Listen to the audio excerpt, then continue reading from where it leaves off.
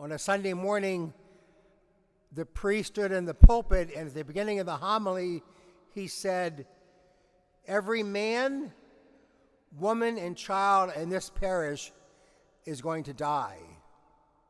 So people sort of sat up, and the guy in the front row just paid no attention. So the priest said it again. "Every man, woman, and child in this parish is going to die, and some of you soon." And the guy in the front row just looked at him, and he began to smile. So the priest got a little bit unnerved, and he said it a third time. "Every man, woman, and child in this parish is going to die, and some of you will be soon." And that guy in the front row started to laugh. And the priest goes, "So what's so funny?" And he said, "I don't belong to this parish." Now, I didn't know how to begin the homily, but I thought that might be a way to begin. Now I'll cut into the homily. A couple of years ago, I had a really interesting week. I had to fly a lot that week, and I remember flying from here to Mexico City on Delta, which is where I fly 98% of the time. And because of that, I got upgraded to first class. But then I had to fly to San Antonio from Mexico City, which Delta doesn't fly. I won an airline I had never been on before. I was in the last boarding group and sat in the next to the last row of the plane. I did not even know there were seats like behind that curtain in the first class area.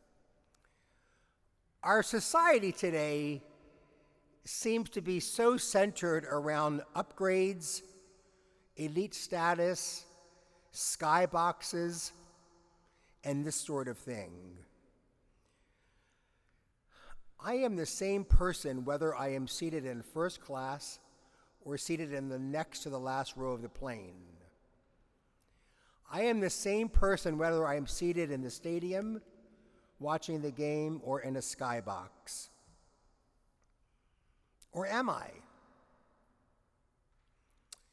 If I watch myself closely, and if I listen to myself closely, I might realize that when I'm in first class, when I'm up front, when I'm in the skybox, I begin to think of myself as having a certain privilege, that somehow I deserve that I have a right to be there, that I earned it. I worked for that. I work hard.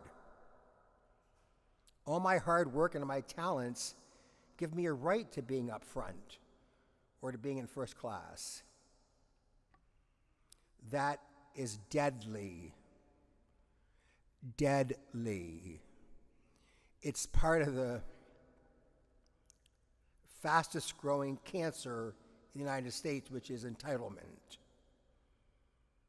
Though I do like being upgraded, kind of fat if you didn't notice, and those seats in first class are bigger. I'm grateful it doesn't happen all the time, because if it did happen all the time, I would really begin to think I have a right to this. I'm entitled to this. And if I have a right to it, then I am better than those who do not have a right to it. And on goes that kind of distorted thinking. So a phrase that we hear today and comes through to us in the gospel is the phrase servant leadership. Those who wish to serve others must first understand themselves as servants, and secondly, as leaders. If they understand themselves first as servants, and from this perspective, they will undoubtedly be more concerned about the poor, the immigrant, the refugee, the most marginalized, the homeless. But if they understand themselves first to be leaders and then servants, the opposite will most likely be true. They will understand themselves primarily as leaders, not as servants. And this will color how they lead and how they serve. It doesn't mean they will be bad leaders, but it does mean that the poor will most likely not be their first priority. In the gospel, it's clear that James and John understand themselves first as leaders and then maybe as servants, since they're all jockeying for the first place next to Jesus. The other apostles are irritated, probably because they didn't jockey first for the spots.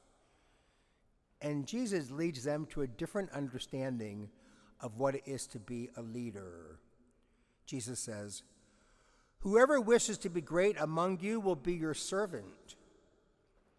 Whoever wishes to be first among you will be the slave of all, for the Son of Man did not come to be served, but to serve, and to give his life as a ransom for the many." We have to be reminded of servant leadership in every age. If we are to be leaders in the style of Jesus Christ, then we are to be servants first and foremost, and then out of this will flow our style of leadership. Actually, scripture scholars think that today's gospel was a cautionary reminder dealing with issues of leadership facing the early church. There were probably leaders who wanted to seek honor in places of prestige, rather than follow the injunction of Jesus that to be truly great, one must be the servant of all. Of the many titles that the Pope has, Holy Father, Supreme Pontiff, Bishop of Rome, Vicar of Jesus Christ on earth, His Holiness, the one that I best like, we don't even hear it often, but it's the one that I best like and most exemplifies the current Pope, and that is the servant of the servants of God. The servant of the servants of God. Pope Francis has constantly reminded bishops and priests that they are called to serve, not privilege. They are to be servant leaders in the form and style and mold of Jesus Christ.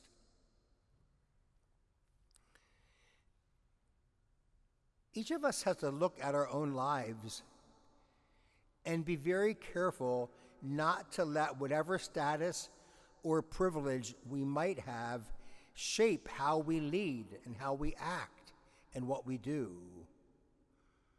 Whatever privilege or status we might have is given to us that we might be servant leaders.